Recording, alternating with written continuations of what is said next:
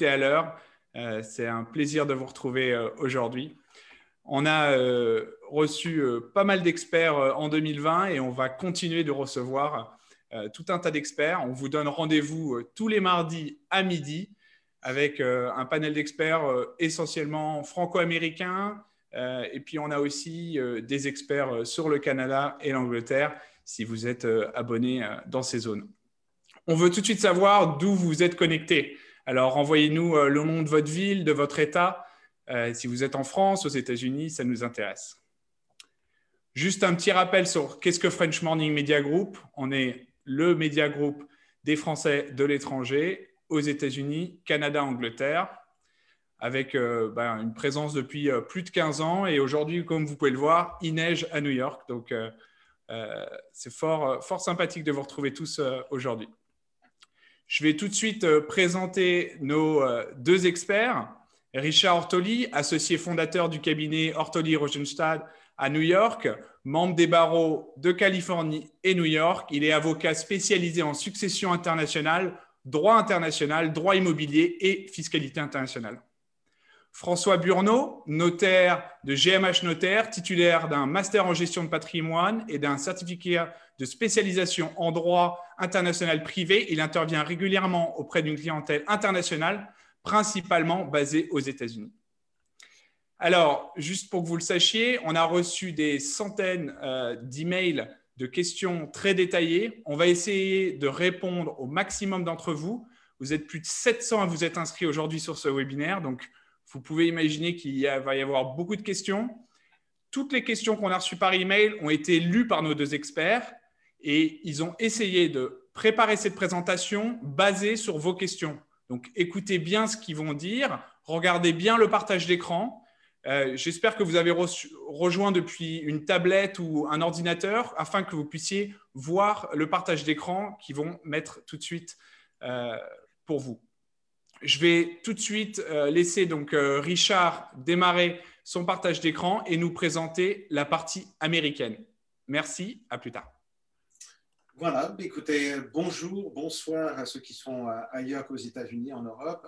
Merci beaucoup de votre écoute, d'être parmi nous.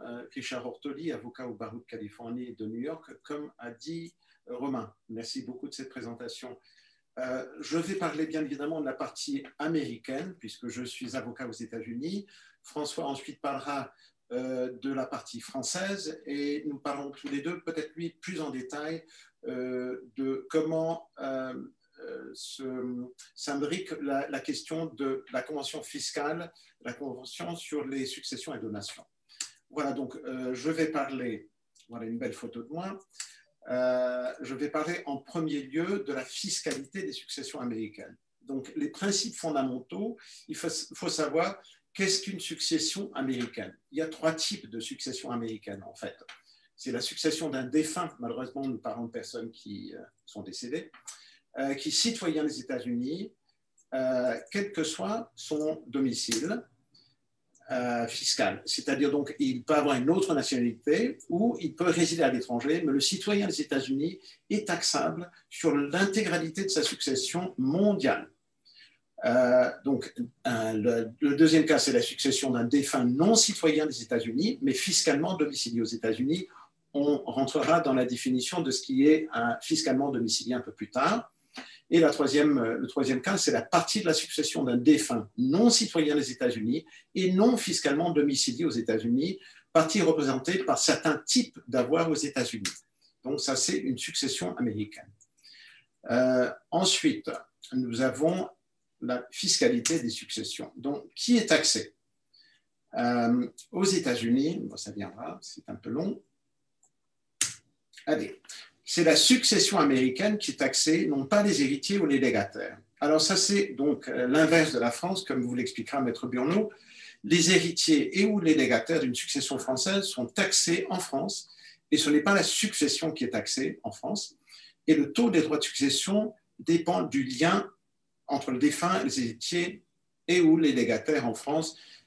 Encore une fois, il y a un taux unique, le taux peut varier, mais le lien de parenté ne change pas le taux de droits de succession et de donation aux États-Unis. Donc, en fait, qu'est-ce qui empêche la double taxation de succession entre la France et les États-Unis? C'est une question, bien évidemment, qu'on va traiter plus en détail. Et comme j'ai expliqué, c'est Maître Burnot qui traitera plus en détail. Il y a une convention sur les droits de succession et donation entre la France et les États-Unis, celle du 24 novembre 1978, modifiée par l'avenant du 8 décembre 2004. Cette convention établit un mécanisme pour éviter la double imposition des successions. Le montant de l'exonération des droits de succession aux États-Unis. Alors, la bonne nouvelle, c'est qu'au contraire de la France, où l'exonération ou l'abattement en France est très faible, en ligne directe, c'est-à-dire donc enfants, parents, etc., je crois que c'est l'ordre de, je parle sous le contrôle de Maître Burnot, mais je crois que c'est de l'ordre de 100 000 euros. Aux États-Unis, il y a une taxation des successions ou des donations si la masse successorale ou le montant de la donation dépasse le montant de ce qui s'appelle l'exclusion amount. Donc, l'exclusion amount, c'est l'exonération des droits de succession fédéraux. Il y a, deuxième point, une exonération totale entre époux si les deux sont citoyens des États-Unis. Alors, si l'époux survivant n'est pas citoyen des États-Unis, mais que le défunt l'est, l'exonération est plafonnée au montant de l'exclusion amount. Je rentrerai dans le détail de ce que c'est que l'exclusion amount dans un instant. Dans ce cas, il faut prévoir que si votre succession dépasse le montant de l'exclusion amount, il faut prévoir ce qui s'appelle un QDOC Trust, un mécanisme qui permet de pouvoir profiter de l'exonération, même si c'est plafonné au niveau de l'exonération. Donc, quel est le montant de l'exclusion amount? Voilà, donc le montant de l'exclusion amount est actuellement très généreux aux États-Unis. Pour 2021, il est de 11 700 000 par personne, ce qui fait rêver, je suis sûr, les Français. Ce qui signifie 23 400 000 pour un couple marié. Encore une fois, le couple marié, une exonération totale. On parle de donations qui sont faites à des tiers. Donc, si vous avez plus de 23 400 000 $ cette année et que vous êtes tous les deux écrasés par un autobus, vous pouvez laisser à une charité, bon, une charité c'est exonéré, mais à vos enfants et aux tiers, tout ce qui dépasse ce montant est taxable, tout ce qui est en dessous n'est pas taxable. N'oubliez pas que la Tax Cuts and Jobs Act de 2017, qui était la législation qui a mis en place cette exonération très généreuse, vient à expiration en 2025. Ça veut dire que l'exonération sans autre législation reviendra à 5 millions de $, majoré du taux d'inflation. On verra à ce moment-là ce que deviendra l'exonération. Alors, notez quand même que pour les citoyens ou résidents non américains d'un pays qui n'a pas de convention sur les successions avec les États-Unis, l'exclusion amount ne s'applique pas. Il y a simplement ce qu'on appelle une exemption, dont le montant est seulement de 60 000, ce qui équivaut à 13 000 $ qui sont exonérés de droits de succession. C'est peu de choses. Quels sont les taux de droits de succession? C'est assez simple, ça va de 18% à 40% au-dessus d'1 million de $. Encore une fois, ces taxes, ces droits de succession ne s'appliquent que quand vous dépassez l'exclusion amount. Donc, on parle déjà de 11 700 000 $. Si vous avez plus de 11 700 000 $, si vous avez par exemple 12 800 000 $, 100 000 $ vont être taxés, mais à peu de choses. Je crois que c'est à peu près 20 ou 25%. Mais le montant, c'est tout ce qui dépasse l'exclusion amount. Les facteurs qui définissent le traitement fiscal d'une succession américaine. Donc, pour le défunt américain, citoyen des États-Unis, l'intégralité de sa succession mondiale est taxée aux États-Unis. Donc, il n'y a rien à faire. Mais par contre, bien évidemment, si par exemple on parle de la France et qu'il y a eu une succession française d'un résident français, même s'il est citoyen américain, cette succession sera taxée en France, mais en application de la Convention, il y aura un crédit pour les droits de succession payables en France contre les droits de succession aux États-Unis. En principe, les droits de succession étant plus élevés en France, il n'y aura pas de double imposition sur une succession d'un citoyen américain décédé à l'étranger en France. Donc, pour le défunt non citoyen des États-Unis, l'article 4 de la Convention prévoit que la question de s'il était fiscalement domicilié aux États-Unis est déterminée conformément à la législation de cet État. Donc, s'il est fiscalement résident aux États-Unis, l'intégralité de la succession mondiale est taxée aux États-Unis. Alors donc, comment est déterminé le domicile aux fins de droit de succession? N'oubliez pas, et donation, c'est différent de celle de la résidence fiscale aux États-Unis. Il y a un nombre de facteurs qui rentrent en ligne de compte. Je ne vais pas trop vous ennuyer, mais c'est les déclarations d'intention, demande de visa, déclaration fiscale, durée de résidence, statut, carte verte, très important, style de vie aux États-Unis, les liens avec l'ancien pays, le pays de citoyenneté d'origine, la localisation des intérêts commerciaux, les affiliations, clubs, églises, inscription électorale, permis de conduire, etc. Donc, tous ces facteurs entrent en ligne de compte pour savoir si un non-citoyen des États-Unis, c'est-à-dire quelqu'un qui a une carte verte, par exemple, Johnny Hallyday, François va certainement parler de ce cas, il avait une carte verte, mais néanmoins, le tribunal français a déterminé qu'il était résident français aux fins de la succession. Alors donc, pour le défunt qui est citoyen des États-Unis, comme j'ai dit, même s'il est fiscalement domicilié en France, l'intégralité de la succession est taxée aux États-Unis, mais il y a un crédit d'impôt pour les droits de succession payables en France. Alors, le défunt, un cas intéressant, le défunt est non citoyen des États-Unis et fiscalement domicilié en France, mais a des avoirs aux États-Unis. Alors, on parle par exemple du cas de quelqu'un qui avait une carte verte ou même un visa E ou L, qui rentre en France, mais qui a laissé des biens aux États-Unis. Alors, il décède en France, il a encore des biens aux États-Unis, que se passe-t-il? Alors, les avoirs qui sont définis comme étant US Situs Property sont taxés aux États-Unis. Et ces avoirs sont ceux qui sont situés aux États-Unis, qui incluent, très important, les biens immobiliers, real estate, situés aux États-Unis, les biens meubles corporels, tangible personal property, situés aux États-Unis, donc les espèces, les bons du Trésor américain, les voitures, les meubles, les bijoux, les œuvres d'art, etc. Très important également, les actions émises par une société américaine. Alors, François Burnot va vous expliquer que c'est l'inverse qui s'applique en France, que pour le non-résident français, même s'il a des actions en France, ces actions ne seront pas taxées en France à son décès. Sous réserve de certaines exceptions, tout type de créance dont le débiteur principal est une personne américaine aux États-Unis, un État ou d'une subdivision politique des États-Unis, etc. Donc les municipal bonds, etc. Donc ça, c'est les US Situs Property. Vous mourrez en France, vous quittez les États-Unis, vous n'avez pas la nationalité américaine, vous n'avez pas de carte verte, gardez en tête que tout cela va être taxé aux États-Unis.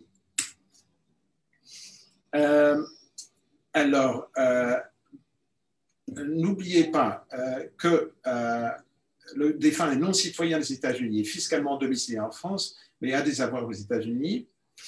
Alors, pour ces avoirs, très heureusement, la Convention élimine l'exemption amount de $60,000. C'est-à-dire, donc, vous n'êtes plus comme tous les pays, les résidents de tous les pays qui n'ont pas de convention avec les États-Unis, entre les États-Unis et la France, mais vous avez un traitement spécial, une formule qui est en fait, c'est l'article 12.3 de la Convention, si ça vous intéresse, qui est en fait, vous prenez le montant, le pourcentage que représentent les avoirs aux États-Unis par rapport au montant global de la masse successorale, c'est-à-dire, par exemple, vous avez, disons, 40 millions au total, et 10% de cela aux États-Unis, donc 4 millions, vous prenez 10% de l'exonération, c'est-à-dire donc des 11 700 000, et vous avez donc droit à une exonération aux États-Unis, de droit de succession sur les avoirs que vous avez aux États-Unis de 10% de cela.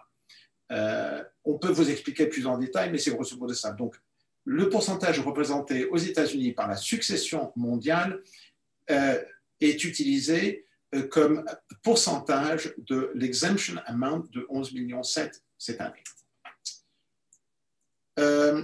Comme j'ai dit, notez bien que si vous êtes citoyen d'un autre pays, résident dans un autre pays, cet abattement très généreux ne s'applique pas. C'est donc les 60 000. Attention à votre résidence par la suite. Alors, droit de succession des États, je parle rapidement du fait que certains États, je parle de l'État de New York, ont également des droits de succession. Donc, n'oubliez pas qu'il y a une exonération, mais qui est moins généreuse à New York. Cette année, elle est de 5 930 000 $. Ça s'applique essentiellement aux biens immobiliers. Au-dessus de ce montant, ça va de 5% à 16% au-dessus de 10 millions de $. Mais par contre, cette taxe est payée et déductible de l'estate tax, des droits de succession fédéraux, s'il y en a à payer. Fiscalité des donations aux États-Unis. Comme j'ai expliqué, au contraire de la France, c'est plus simple. Alors, c'est important de noter qu'aux États-Unis, au contraire de la France, c'est le donateur, pas le donataire, qui est citoyen des États-Unis ou résident fiscal aux États-Unis, qui est taxé. Alors, quel est le montant de l'exonération des droits de succession? La bonne nouvelle, c'est que l'exemption amount est le même que pour les droits de succession, c'est-à-dire ce qu'on appelle un unified credit. C'est un seul montant. De votre vivant, vous pouvez donner, cette année par exemple, jusqu'à 11 700 000 $. Si vous donnez, par exemple, 11 millions de votre vivant à d'autres, vos enfants, des tiers, etc., ce montant est déductible et déduit de l'exemption amount, ça veut dire qu'il vous reste pour votre succession que 700 000 $. Donc, tout ce qui dépassera à ce moment-là 700 000 $ sera taxé aux États-Unis. Donc, n'oubliez pas, donation égale droit de succession en quelque sorte. Donc, tout cela, ça vient en déduction de l'exemption amount. Vous avez quand même tous les ans le droit de donner 15 000 $, je parle des résidents des États-Unis, qui est non taxable. Toute donation faite au-delà des 15 000 $ est déduite de l'exclusion amount de 11,7 millions. Une exonération intégrale pour les donations entre époux, comme pour les droits de succession, sauf si l'époux donataire n'est pas de nationalité américaine, auquel cas le montant de l'exonération est de 159 000 $ par an, ce qui est déjà pas mal. Pour 2021, ça va augmenter un petit peu. Et tout montant au-delà des 159 000 $ sera déduit de l'exclusion amount. Donc, quels sont les droits de donation? Quel que soit le montant de l'exemption amount, comme pour les droits de succession, donc ça veut dire que si on revient à 5 millions en 2025 de l'exclusion amount, la donation sera taxée exactement comme le sont les successions. Donc, ça veut dire que c'est le même schéma, ça va de 18% à 40% au-dessus d'1 million. Vous dépassez le montant de l'exclusion amount, quel qu'il soit, 11,7 millions ou 12 millions ou 5 millions, tout ce qui dépasse est taxé de 18% à 40% au-dessus d'1 million. Alors, donc, le donateur est non citoyen des États-Unis, mais fiscalement domicilié en France, mais a des actifs aux États-Unis. Donc, comme j'ai dit, sont taxables les donations des biens suivants situés aux États-Unis: biens immobiliers, biens meubles corporels, tangible personal property. Contrairement aux règles de l'impôt sur les successions, l'argent liquide aux États-Unis est considéré comme un bien meuble corporel situé aux États-Unis, donc taxable. Les biens immatériels, donc intangible property, les actions, les obligations de société américaine, au contraire des droits de succession, ne sont pas soumis aux droits de donation aux États-Unis. Donc, si vous partez en France avec des actions d'une société américaine et vous souhaitez les donner à vos enfants, il n'y a pas de droit de donation. Donc, les non-résidents peuvent donner jusqu'à 15 000 $ par an de biens aux États-Unis, US Citizens Property, sans déclencher une taxe américaine.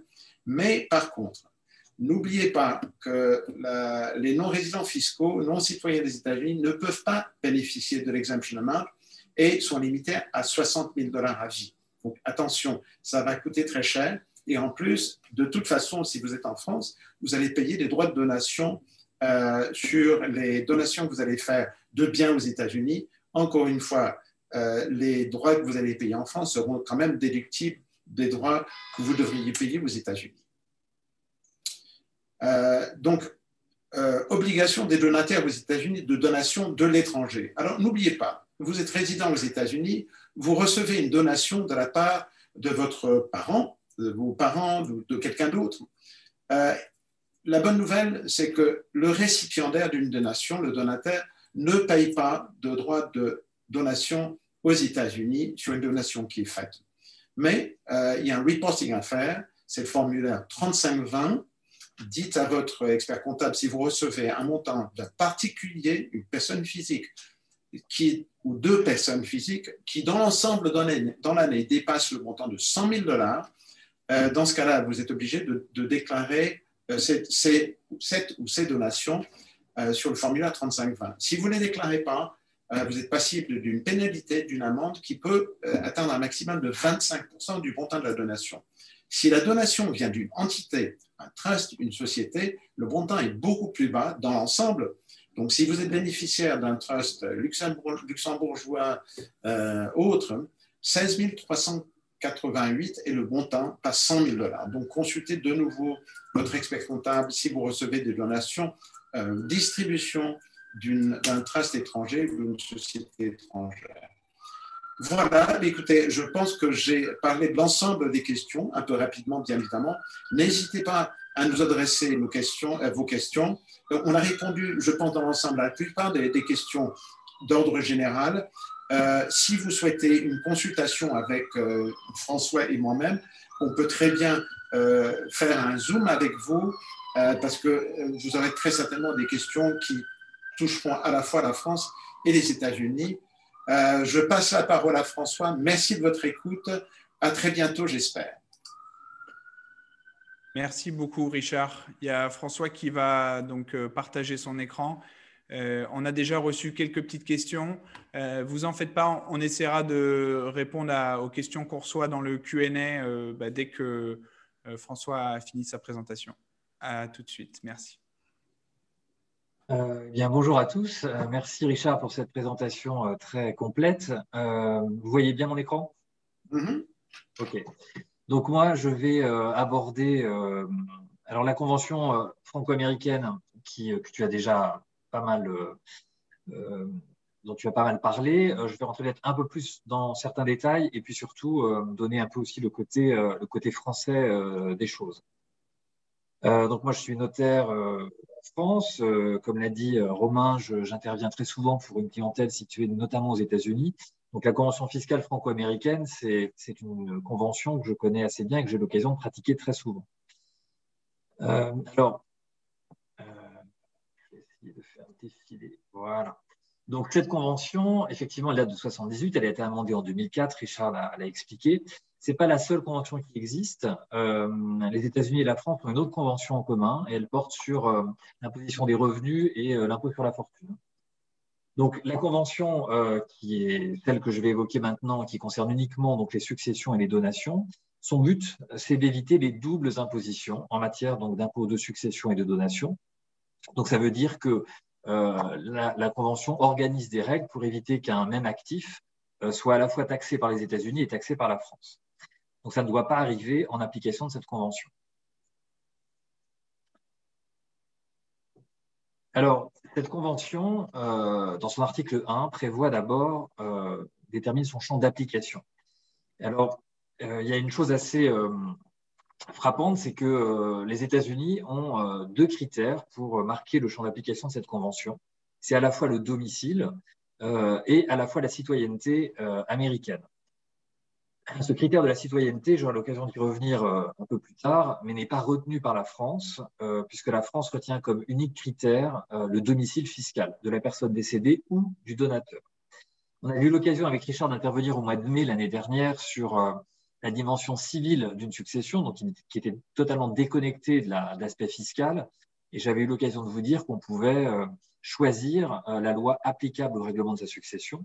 Alors, c'est toujours possible. Néanmoins, on ne peut pas choisir la loi fiscale applicable à ces successions, puisque la fiscalité, elle s'applique en fonction de cette convention et vous n'avez pas la main dessus. Vous ne pouvez pas faire de choix pour choisir la fiscalité américaine ou française. Ça n'est pas possible. Alors, Richard vous a expliqué que les critères du domicile aux États-Unis sont définis évidemment. La France elle-même pose un certain nombre de critères pour déterminer le domicile fiscal. Ces critères sont définis à l'article 4B du Code général des impôts et ce sont des critères alternatifs. Donc, il suffit de remplir un de ces 3 critères pour être considéré comme ayant son domicile fiscal en France. Donc, ce seront par exemple les personnes qui ont en France leur foyer ou leur lieu de séjour principal, les personnes qui exercent en France une activité professionnelle. Alors évidemment, il faut entendre une activité principale, pas une activité secondaire, et celles qui ont en France le centre de leurs intérêts économiques. Si vous remplissez un de ces trois critères, vous serez considéré par la France comme ayant votre domicile fiscal en France. Et donc, on peut se trouver dans des situations où, à la fois du point de vue américain et du point de vue français, une même personne aura son domicile dans les deux pays, du point de vue de chaque pays. Et donc, la Convention, dans son article 4, prévoit justement comment déterminer le domicile quand chaque pays considère que la personne décédée ou le donateur est domicilié fiscalement dans son propre État. Donc là, ce ne sont plus des critères alternatifs, ce sont des critères hiérarchiques. Donc, dès que l'un est rempli, on va considérer que la personne est domiciliée dans l'État concerné.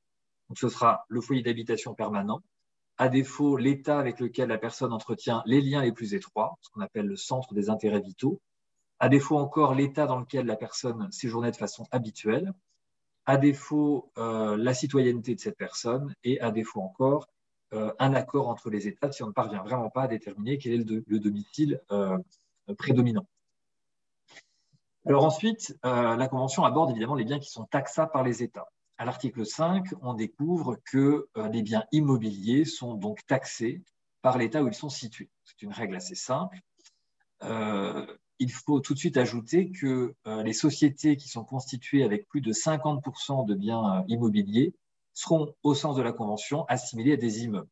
Donc, ceux qui auraient la tentation de détenir des biens immobiliers, notamment en France, au travers de sociétés civiles immobilières pensant échapper à l'impôt, non, ça ne fonctionnera pas. Le simple fait donc que la société soit composée à plus de 50% de biens immobiliers, eh bien, la France considérera que vous détenez un immeuble au sens de la Convention fiscale. Et donc, taxera ce bien conformément à la Convention.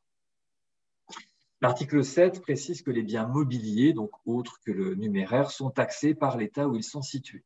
Donc, dans les biens mobiliers, il faut comprendre les véhicules, un bateau, ça peut être aussi évidemment tous les meubles qui ornent vos résidences, vos lieux de résidence. Dès lors qu'ils sont situés dans un pays, dans un État, ils sont taxés au lieu de situation. Alors l'article 8, avec l'article 12, ce sont probablement les articles les plus intéressants de cette convention, et notamment l'article 8 dans le sens où il permet, à mon sens, une certaine optimisation quand on souhaite transmettre avec des liens entre la France et les États-Unis. Alors, on pourrait appeler cet article l'article fourre-tout, puisque c'est l'article qui commence par dire que tout ce qui n'est pas visé dans les articles précédents est concerné, ressort de l'article 8. Donc, dès lors que vous n'êtes pas face à un immeuble, une société civile qui détiendrait un immeuble, bon, voilà, si toutes ces situations prévues dans les articles précédents n'ont pas été envisagées, eh bien, vous ressortez de l'article 8. Donc, l'article 8, ça va être notamment les actions, les créances, le numéraire. Et donc, tout ça n'est imposable que si le donateur ou la personne décédée avait son domicile dans l'un des deux États ou la citoyenneté américaine. Alors, en réalité, l'article 8 parle de la citoyenneté de 7 États. Et donc, il y a eu en France une question qui s'est posée sur comment analyser ce critère de la citoyenneté. Et en fait, surtout, c'était de savoir si ce critère de la citoyenneté était uniquement réservé aux États-Unis ou est-ce que la France pouvait aussi revendiquer ce critère et donc, au titre de ce critère, aller taxer des actifs aux États-Unis qui auraient pu être la propriété d'une personne qui avait uniquement la nationalité française. Et donc, ce sujet, cette question a été débattue à l'Assemblée nationale le 11 juillet 88. Alors, débattu pas exactement, en fait, ça faisait partie des questions, les traditionnelles questions parlementaires.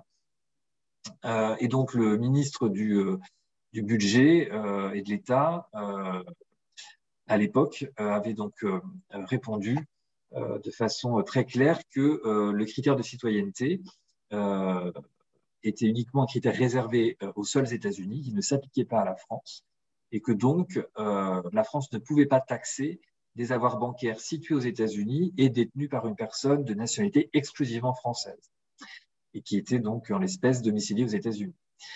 Alors, cette question parlementaire qu'on appelle la réponse ministérielle dite Valex du 11 juillet 88, elle est très riche d'enseignements puisqu'en fait, on comprend que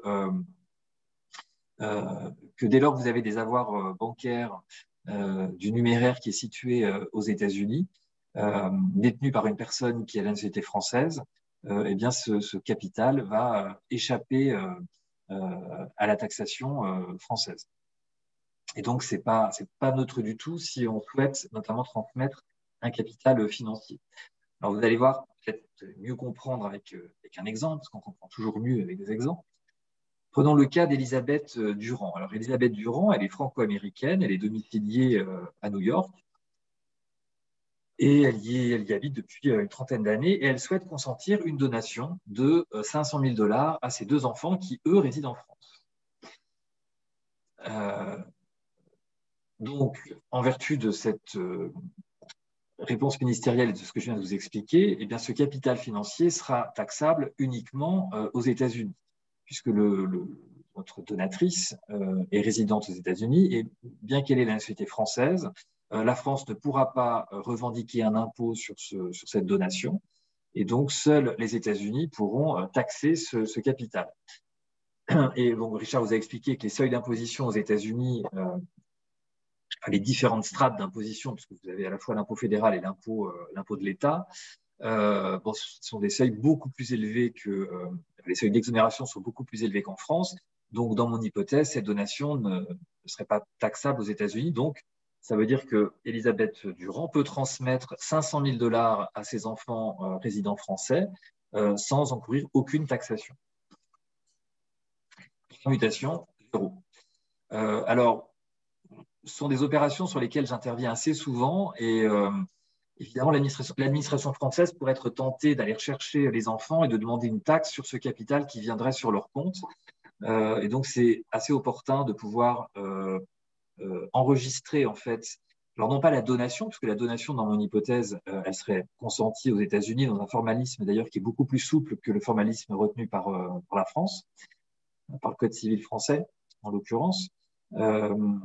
Mais simplement expliquer à l'administration française que oui, on a reçu un capital, mais qu'en vertu de la Convention fiscale franco-américaine, ce capital n'est pas taxable en France, de façon à éliminer toute velléité de l'administration de vouloir taxer ces 500 000 $ dans mon exemple. Alors, on va juste faire un petit pas de côté avec Elisabeth Durand. Imaginons qu'elle décède le 30 décembre 2020, alors qu'elle n'a pas eu le temps de faire cette donation. Donc, elle réside toujours depuis une trentaine d'années aux États-Unis. Elle laisse toujours ses 2 enfants en France pour recueillir à la fois des biens mobiliers et immobiliers dans les 2 pays. Donc là, je schématise la succession de Madame Durand avec des biens meubles et immeubles dans les 2 pays. Donc, on sait qu'en vertu de la Convention, le bien immobilier aux États-Unis sera taxé au lieu de situation, donc aux États-Unis. Même chose pour le capital financier qui s'y trouve. Le bien immobilier situé en France sera taxé en France le lieu de sa situation.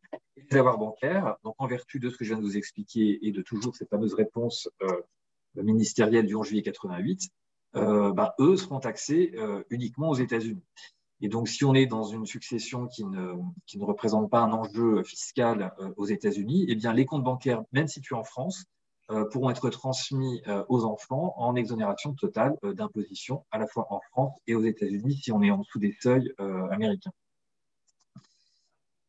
Donc voilà, donc le seul actif qui en réalité serait taxable par la France, c'est le bien immobilier qui serait situé sur son territoire. L'article 12 maintenant, qui est l'autre article très intéressant de la Convention franco-américaine sur les successions et les donations, c'est l'article en fait qui organise les règles pour éviter la double imposition, parce que c'est quand même le but de cette convention, c'est d'éviter ce double impôt. Alors, il y parvient de 2 manières. Et donc, pour vous l'expliquer, je vais d'abord prendre le cas de John Sanders. John est américain, il est domicilié à New York, où malheureusement, il y est décédé le 15 décembre dernier. Il laisse des biens immobiliers aux États-Unis et en France, et un seul héritier, son fils Greg, qui réside à Nice, donc résident fiscal français. Qu'est-ce qui se passe donc pour John? Il a donc un bien immobilier situé aux États-Unis, qui est un appartement à Manhattan, qui est évalué 1 million de dollars, et donc qui pourra être taxé aux États-Unis. Or, on sait que ce seuil d'1 million de dollars fera qu'il ne sera pas redevable, en tout cas son héritier ne sera pas redevable d'imposition, d'impôts, de taxes aux États-Unis. Et puis John laisse aussi un studio à Paris qui est évalué au jour de son décès à 100 000 euros. Donc voilà, je reprends les valeurs, vous les ayez en tête. Alors, qu'est-ce qui se passe du côté français? Du côté français, on va se dire que notre défunt laisse un patrimoine mondial d'1 million 100 000 euros. L'appartement de Manhattan, 1 million d'euros, je parlais de dollars, je fais une conversion qui n'est pas tout à fait exacte en parlant maintenant d'euros. Et puis, le studio à Paris, évalué à 100 000 euros, qui nous fait un actif mondial total d'1 million 100 000 euros. L'héritier unique, qui lui réside donc à Nice, en France, voilà comment il va être imposé en France. La France, en fait, en vertu de la convention fiscale franco-américaine, mène la réflexion suivante. Elle se dit, je ne veux pas être lésé par le fait que une grande partie du patrimoine du défunt était détenu à l'étranger.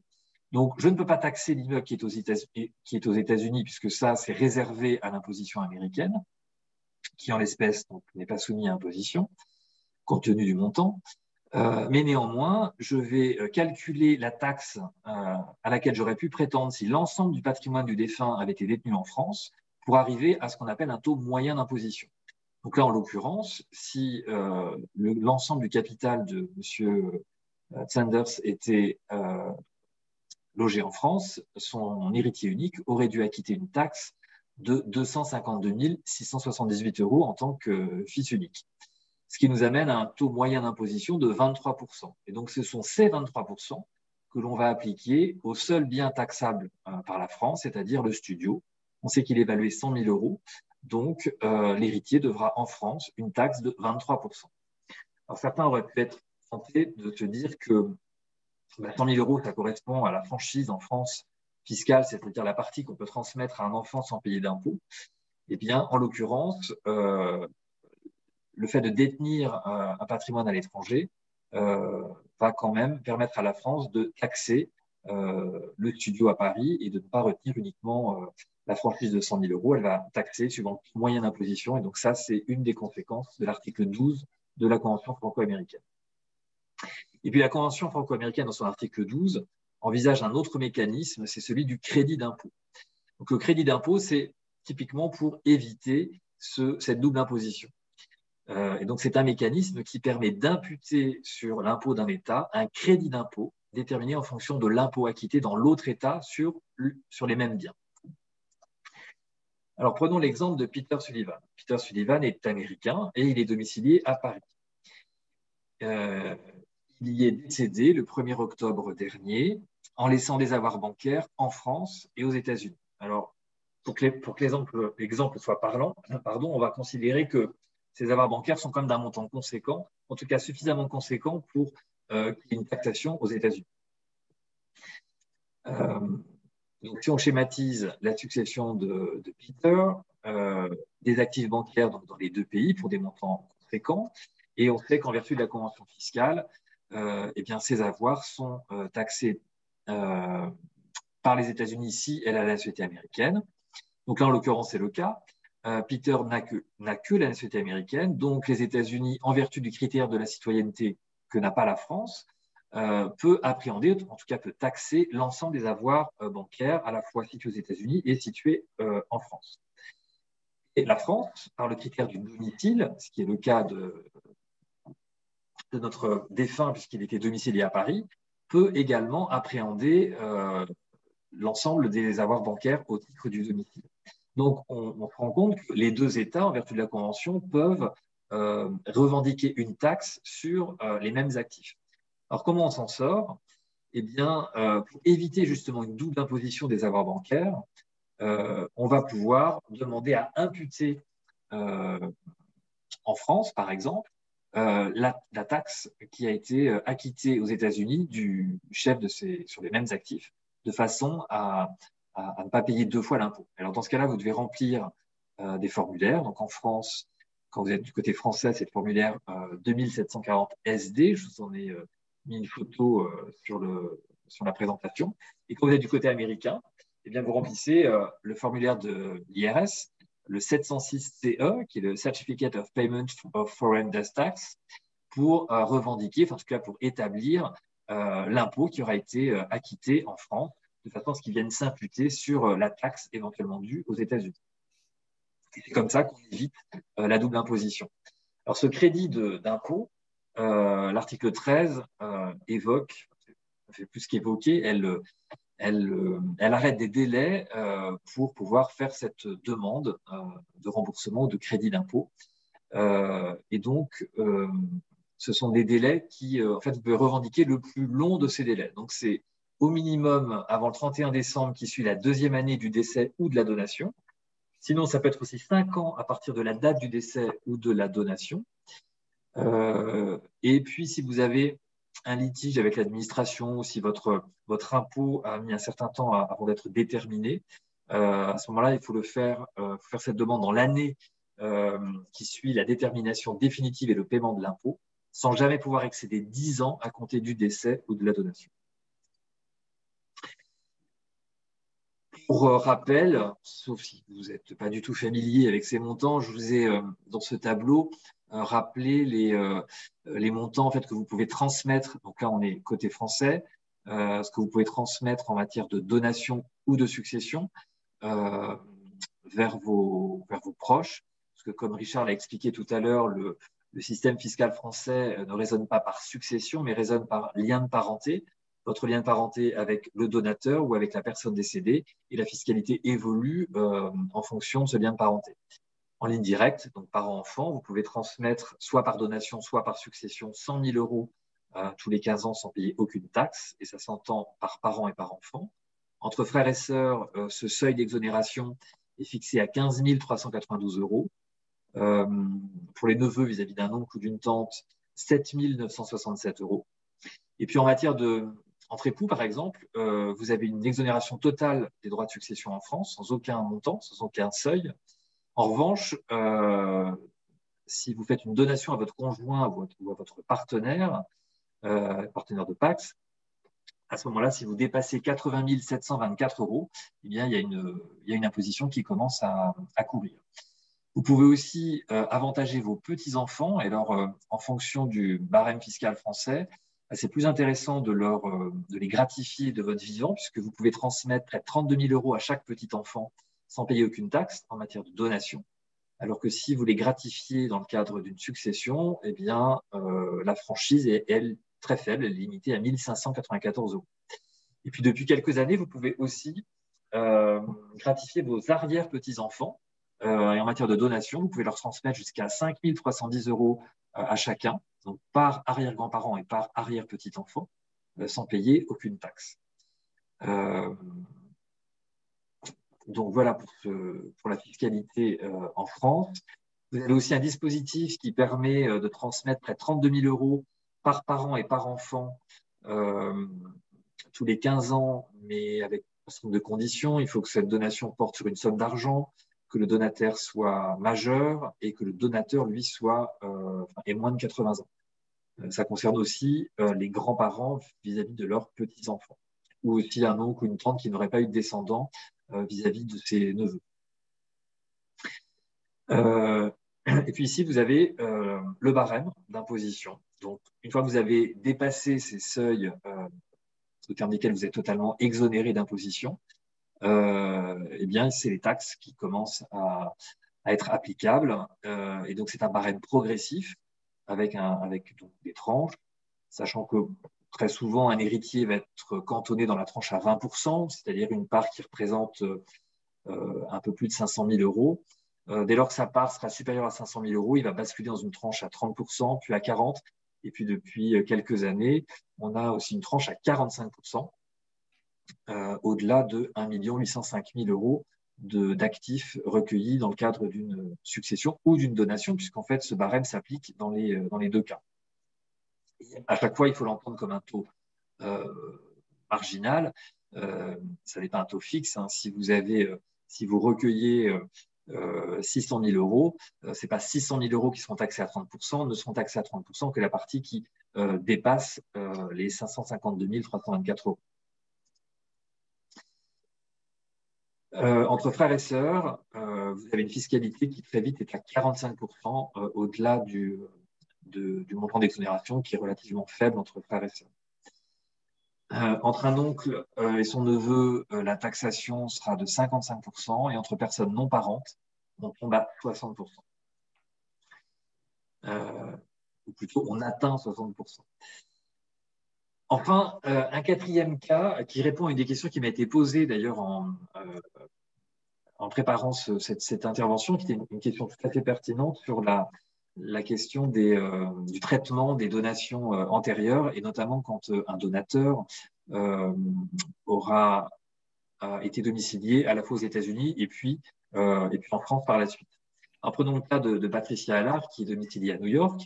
Elle y habite depuis 20 ans et elle souhaite donner son appartement de Soho à ses 2 enfants qui résident à Paris.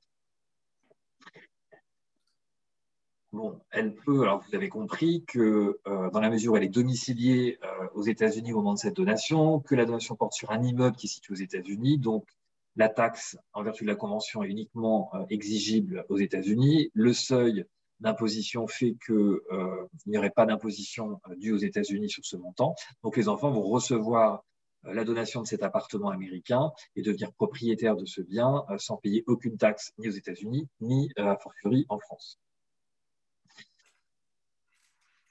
Alors la question qu'on peut se poser, c'est que, imaginons que Patricia décide quelques années plus tard de rejoindre ses enfants à Paris, de s'y installer, de quitter les États-Unis, et elle décède à Paris, donc quelques temps après la donation. Comment fiscalement va-t-on traiter la donation qui aura été consentie quelques années plus tôt aux États-Unis? Alors, l'article 784 du Code général des impôts, c'est l'article qui prévoit qu'on doit rappeler fiscalement toutes les donations qui ont été consenties au cours des 15 années qui précèdent un décès. Et l'administration nous a répondu pris position sur le sujet et a considéré que cet article 784, eh bien, il s'appliquait également aux donations de biens qui auraient été consentis pour des biens situés hors de France. Très précisément, l'administration nous dit que l'obligation du rapport fiscal prévue à l'article 784 du CGI concerne également les biens situés hors de France lorsque le donateur ou le défunt est domicilié en France. Donc concrètement, pour vous expliquer comment cela fonctionne, il ne s'agit pas de retaxer en réalité ou de taxer la donation qui aura été faite plusieurs années auparavant d'un bien étranger, puisque je vous rappelle qu'on est quand même toujours dans la logique de la Convention et d'éviter une double imposition. Simplement, la France, dans sa logique et dans la logique de l'article 12, va calculer la taxe sur les biens au moment du décès, mais en tenant compte de cette donation de façon à ne pas être pénalisé par le fait que cette transmission ait eu lieu préalablement sans qu'aucune imposition française ait pu s'exercer. Donc, imaginons que Patricia laisse au moment de son décès 100 000 euros sur un compte en France. Bien, la France va opérer en fait le calcul suivant. Elle va se dire que si l'appartement de Soho n'avait pas été donné, on aurait retrouvé dans le patrimoine de la défunte 1 100 000 euros à valeur constante, que chaque enfant aurait dû recevoir dans la succession 550 000 euros, qui peut prétendre à une exonération fiscale de 100 000 euros. Donc, ils ont chacun reçu une part taxable de 450 000 euros. Tout ça est fictif, hein, ils auraient reçu. Et sur ces 450 000 euros, ils auraient dû acquitter chacun 88 196 euros de droits de succession, soit un taux moyen d'imposition de 16%. Et c'est ce taux moyen d'imposition de 16% qui va être appliqué aux 100 000 euros qu'on retrouve au moment du décès de Patricia Allard. Donc, une taxation de 16 000 euros, soit 8 000 euros par enfant, alors qu'on aurait pu penser que 100 000 euros, c'était aussi, dans le cas de la franchise fiscale prévue par par les textes français, non, les enfants ne pourraient pas totalement prétendre une exonération de droits de succession. Ils acquitteraient une taxe de 8 000 € chacun qui tiendrait compte donc de cette donation antérieure. Néanmoins, on voit qu'ils ont quand même fait une économie très conséquente puisque si l'ensemble avait été taxé en France, le montant aurait été bien plus élevé. Donc, le fait d'avoir fait cette donation aux États-Unis a évidemment été un levier d'économie très important pour les enfants. Voilà, j'arrive au terme de mon intervention. C'était évidemment compliqué d'aborder l'ensemble des questions qui nous ont été soumises en amont de ce webinaire. Néanmoins, comme le disait Richard, on est à votre disposition pour répondre à vos questions. On a déjà commencé à le faire.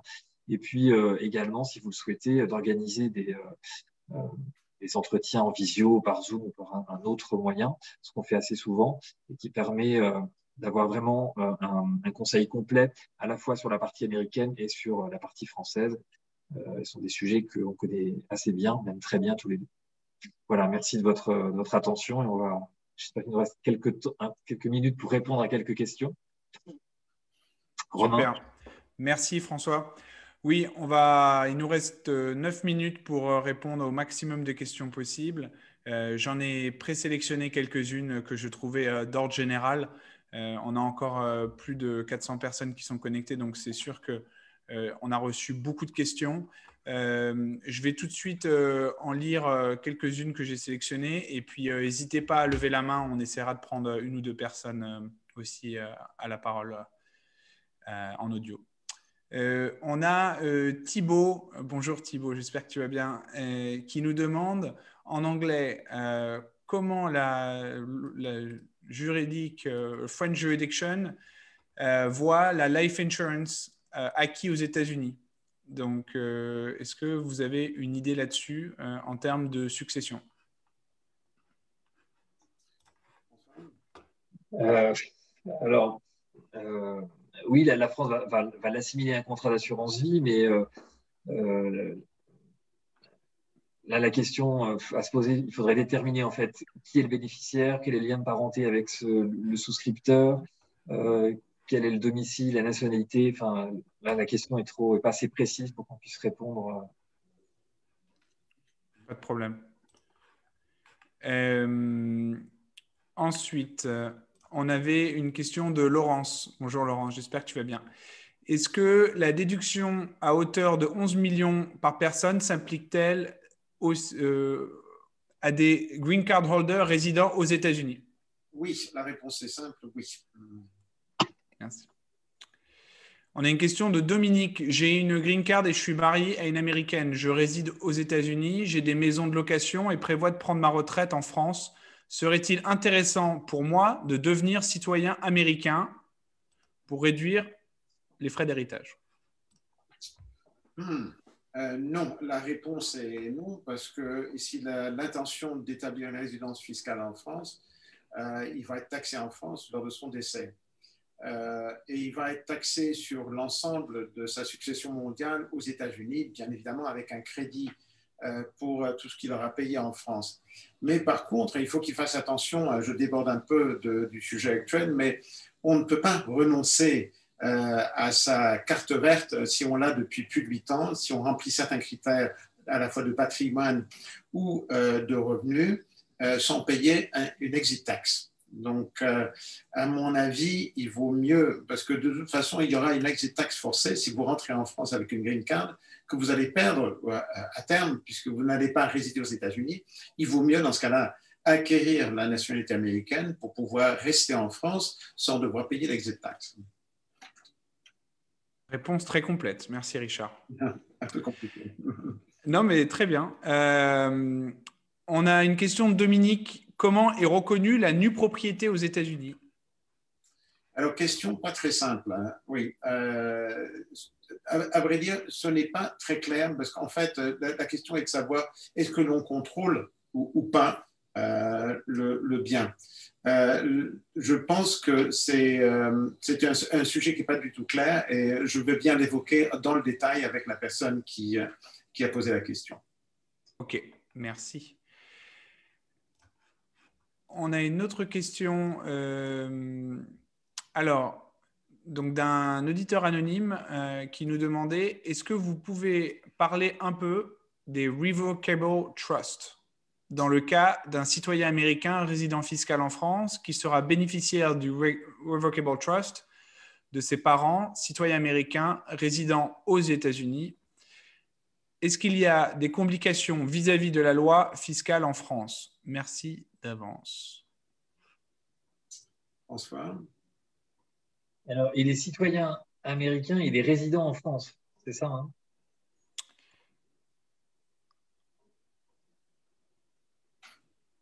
Citoyen américain résident aux États-Unis. Résident aux États-Unis. Alors, est-ce que vous pourriez parler un peu plus dans le cas d'un citoyen américain résident fiscal en France, voilà, qui sera bénéficiaire du Revocable Trust? Qu'est-ce qui va arriver à ce citoyen américain qui est résident fiscal en France? Donc, les parents sont aux États-Unis, mais le fils est en France. De toute façon, je parle sous le contrôle de Richard, mais le Revocable Trust va s'arrêter avec le décès, de toute façon. Pas nécessairement. Non, il est révocable pendant la durée de vie du fondateur du trust, du settlor. Mais non, à son décès, normalement, ça devient irrévocable. Ok. J'ai exprès choisi les questions les plus dures, parce que vous avez déjà répondu à beaucoup de questions. Je sais que vous avez aussi répondu à beaucoup. La question du trust, elle est assez complexe parce que c'est une institution qui n'est pas reconnue en droit français.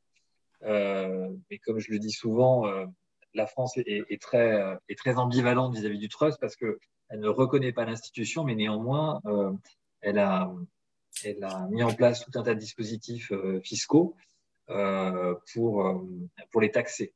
Donc, voilà, il y a une situation assez étonnante de la France. Alors, je pense que le plus simple, c'est peut-être que je puisse répondre à ce monsieur, mais dans le détail, en fonction exactement de la situation, parce que ce sont des sujets qui peuvent être un peu techniques. Parfait. Romain, est-ce que je peux rebondir sur la question de la nue propriété? Maintenant que j'y pense, bien sûr, pour celui qui reçoit une nue propriété aux États-Unis, enfin la nue propriété est en France, mais qui reçoit aux États-Unis, il n'y a aucun effet fiscal, sauf qu'il est bien probable qu'ils doivent faire un reporting sur le formulaire 3520. Il y a ceux qui disent oui, c'est pas nécessaire, mais en fait, il n'y a rien à perdre à faire une déclaration qu'on a reçu quelque chose, puisqu'il n'y a pas de droits à payer aux États-Unis. Donc, ça, c'est une réponse un peu plus complète. Merci. Je pense que c'est une question pour François. Les donations en France sont-elles toujours en argent, c'est-à-dire euros, ou peut-être peuvent-elles être en pourcentage d'un bien immobilier? Non, ça fonctionne. On peut tout à fait donner le pourcentage d'un bien immobilier. C'est parfaitement possible. Parfait. Il y a aussi une autre question de Jérôme. Dans votre exemple du décès de Madame Durand, citoyen américain mort aux US, héritier français, les calculs et exemptions sont-ils les mêmes si les héritiers ne sont pas en ligne directe, frères, nièces, etc. Alors oui, dans le cas de Madame Durand, c'est pas une question de lien de parenté, c'est une question de taxation liée au domicile du donateur. Donc oui, si par exemple cette dame faisait une donation à ses neveux résidant en France, mon exemple marche de la même façon, et il n'y aurait aucune taxation en France. On a eu l'occasion de pratiquer ça avec Richard, l'occasion notamment d'une succession d'une personne décédée qui laissait des cousins en tant qu'héritiers en France. Ils étaient taxés à 55%, et sur les comptes bancaires situés en France, ils n'ont payé aucun impôt. Et pourtant, il y avait des sommes très conséquentes à la banque. Donc oui, je confirme, le lien de parenté n'a pas de rapport. Parfait. Il y a beaucoup de gens qui me demandent si vous allez recevoir le replay et les decks de présentation. Il y aura un email automatique qui part dans 24 heures. Vous aurez à l'intérieur un article de French Morning et il y aura le replay et toutes les informations. J'ai aussi mis l'email de François dans le chat et je vais mettre l'email de Richard aussi si vous souhaitez les contacter directement. On va bientôt clôturer. Je vais prendre une dernière question. Je vais prendre la question de Thierry. Une donation avec réserve d'usufruit faite à un résident américain. Le droit américain ne reconnaît pas la... Ah, c'était sur la nue propriété aussi. Est-ce qu'on a répondu à cette question? Oui, je pense que je dis simplement qu'il faut faire, à mon avis, un reporting sur 35-20, mais il n'y a pas de conséquences fiscales. Ok. Je crois qu'il y a...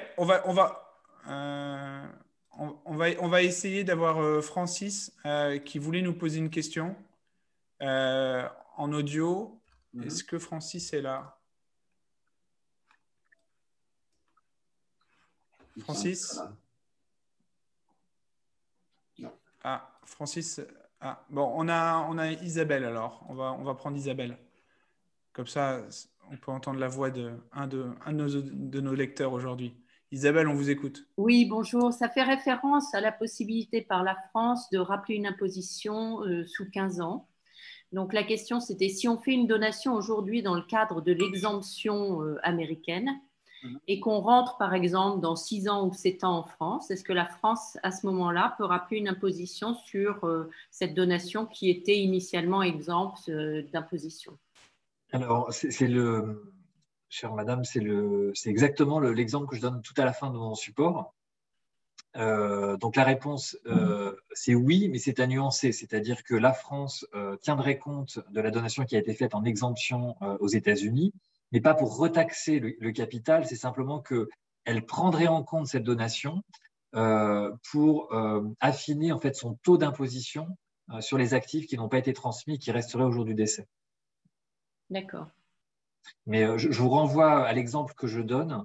C'est vraiment parce qu'en fait, ça fait appel à deux dispositifs. À la fois le rappel fiscal qui fonctionne pour les biens étrangers et à la fois au taux moyen d'imposition, puisqu'on est toujours dans la logique où on ne peut pas imposer 2 fois un actif qui serait situé enfin, 2 fois un actif à la fois par la France et par les États-Unis. Donc, il n'y aura pas une double imposition. Ça, c'est la logique de la Convention. Néanmoins, on fait quand même jouer le rappel fiscal de la donation antérieure qui aura un impact sur le taux d'imposition des biens qui resteront à taxer au jour du décès. Mais en l'occurrence, là, la donation n'aurait pas été imposée aux États-Unis puisqu'elle aurait fait partie de cette exonération. Exactement, oui. Ce que je note, c'est que… en résumé, ça reste quand même très intéressant de le faire. Mais il ne faut pas penser que ça n'aura aucune conséquence au moment de la succession si vous revenez en France. Ça en aura une, mais marginale quand même. D'accord. Alors, je note que la France fait preuve de beaucoup plus de créativité en matière de droit de donation, etc., que les États-Unis. Il y a une chose à noter qui n'est pas tout à fait dans le cadre de ce dont on parle aujourd'hui, mais je vous ai dit que l'exonération, l'exemption amount aux États-Unis de 11,7 millions cette année, ça augmente tous les ans jusqu'en 2025. Si vous souhaitez faire une donation aujourd'hui, l'IRS a émis un avis qui dit que oui, vous pouvez bénéficier de l'exonération en vigueur maintenant, même si à votre décès, l'exonération a beaucoup baissé. Si par exemple ça revient à 5 millions en 2025 et vous passez l'arme à gauche en 2025, la donation que vous aurez faite cette année rentre dans l'exonération de 11,7 millions et donc votre succession ne sera pas pénalisée pour autant.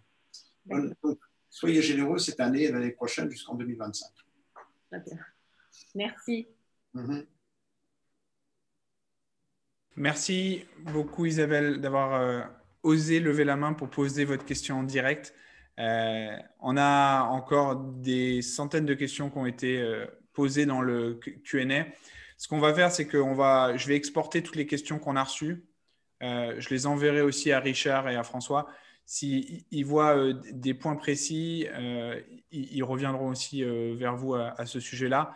Surtout, n'hésitez pas à contacter François et Richard directement. J'ai mis leur email dans le chat, donc c'est quelque part en bas là. Vous pouvez leur écrire et ils vous proposeront des créneaux pour faire des consultations. Il y a beaucoup de cas très privés qu'on ne peut pas évoquer non plus en public. Est-ce que je peux simplement dire que la plupart des questions générales, on trouvé la réponse dans nos présentations. Il faudrait que, si vous avez des questions tout à fait précises, n'hésitez pas à nous les adresser. Mais les questions générales, je pense que vous trouverez la réponse dans nos présentations. Parfait. J'ai plus qu'à vous remercier de cette heure de présentation très, très complète. Merci d'être revenu nous voir. On avait démarré déjà ça l'année dernière et je pense que ça va devenir un rendez-vous annuel. J'ai plus qu'à donner rendez-vous à tous nos lecteurs mardi prochain. Pour ceux que ça intéresse, on va parler immigration vers les États-Unis et comment qualifier pour le visa O1, aussi notamment connu visa d'artiste ou visa extraordinaire. Richard, François, merci encore. Bonne journée à tous. Bon appétit aux New-Yorkais. Bonne journée pour les Californiens et bon apéro pour les Français. À bientôt sur French Morning. Merci, Au revoir. Romain. Au revoir.